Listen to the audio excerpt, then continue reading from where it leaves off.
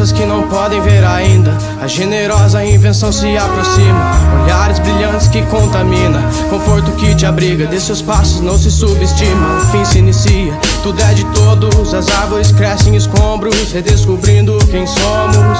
A honra que contemplamos, cada pedaço, lugares onde pisamos, deitamos e acordamos, contribuindo com a vasta tranquilidade. Agradeço pela responsabilidade de estar vivo, pelo ar livre suspiro, sinto arrepio que eleva o sentido. No aprendizado, aprendiz destemido, o minério que produz a joia mais rara, a formação rochosa nascente da água, nutriente para o solo, galhos e cascas, plantas típicas diversificadas. Matriz artificial não é mais desejada, então colha da safra deu o verdadeiro valor ao ecossistema. Uma morada que lhe veste e lhe alimenta, não nos condena, do seu papel exerça na oficina do planeta, para não haver erupções nem terremotos, equilibrados portais do equinócio. Com a libertação me importo, lhe convoco, invoco os mantos de proteções para os guardiões que trazem as ressurreições de memórias esquecidas em massa. Se rompeu a última camada da farsa, a lucidez se propaga, culturas orientadas, prosperidade em cada localidade do mapa. Suas asas não serão mais machucadas, se vão para nunca mais voltar. Miséria, confrontos, desigualdade prevalecerá em cada lugar. Amizade sem a divisão, uma só comunidade.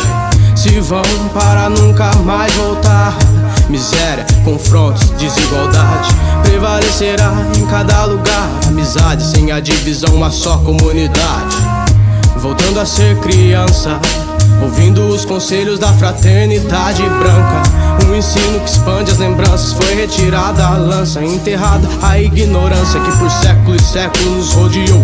Quem estava atento não recuou quando o Pai Nosso lhe encaminhou pela devastadora profundeza. Aprendeu a lidar com pobreza, pois era rico de nobreza por natureza. Não precisamos mais de sacrifício, levante, acabou o sonífero que te deixava envelhecido. Aprecie o que é oferecido, está florido o precipício, solucionado, esclarecido, que interrompia o mecanismo. Corajosos e escolhidos, nada está te perseguindo, o cilindro foi recolhido. Não corremos mais perigo, bem energizado, coração dos mais dignos. Existo em alertar cada habitante desse convívio, tudo é de todos, tenho nisso refletido. Se vão para nunca mais voltar. Miséria, confrontos, desigualdade prevalecerá em cada lugar. Amizade sem a divisão, uma só comunidade. Aí, se vão para nunca mais voltar. Miséria, confrontos, desigualdade prevalecerá em cada lugar. Amizade sem a divisão, uma só comunidade.